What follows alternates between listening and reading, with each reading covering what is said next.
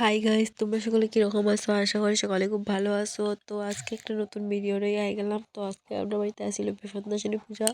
তো সকাল সকাল ঘুম থেকে উঠিয়া মুখ টুক ধুই আমি একটু টিফিন খাইলাম। টিফিন খাই এসে স্নান টান করিয়া বাসন টাসন লইয়া ধুয়ে এসে পূজার প্রস্তুতি শুরু করবো। তো এখন আমরা বাসন টাসন লইয়া যাইতেছি কুয়াতে পানি নিয়ে আনিয়ে একবারে পূজার প্রস্তুতি শুরু হইব। তো এখানে বাসন টাসন ধুইলাম, বাসন টাসন ধুইয়া এসে পূজার কাজ শুরু করবো।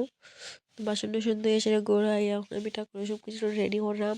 জলের গরুর জল দিয়ে ভর্তি করিয়া সিঁদুরের ফোঁটা ওটা দিয়া সব কিছু রেডি করলাম। আর এদিকে আমার বোনে ক্যামেরা করে তাই এখন আমি একটু সব কিছু রেডি করে দিত হাতে হাতে তাড়াতাড়ি হয়ে যাব। তো এখানে সব কিছু তাই রেডি করে আর আমি এখানে ফল কাটতে বই গেছি ঠাকুরের যা ফল টল লাগে। তো এখানে আমি ফল টল সব কাটিয়ে রেডি করতেছি ঠাকুরের ভোগে যেগুলো দেওয়া হবে ঠাকুরের ভোগ সেটাও আমি রেডি করলাম। তো ফল টল কাটা আমার প্রায় অলমোস্ট শেষের মধ্যে আইতেছে।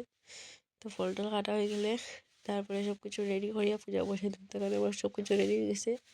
তো আমি গড় বয় দিছি, এখানে গড় বয়ে জোগাড় টোগাড় দিয়া ফুল টুল দিয়া পূজা শুরু হয়ে গেছে। ধূপ ধুনা সব কিছু জ্বালাইয়া সব কিছু করিয়া ছোটোখাটো করিয়া আমরা ঘরের মাঝে একটা পূজা করছিলাম ওটার লেগেই।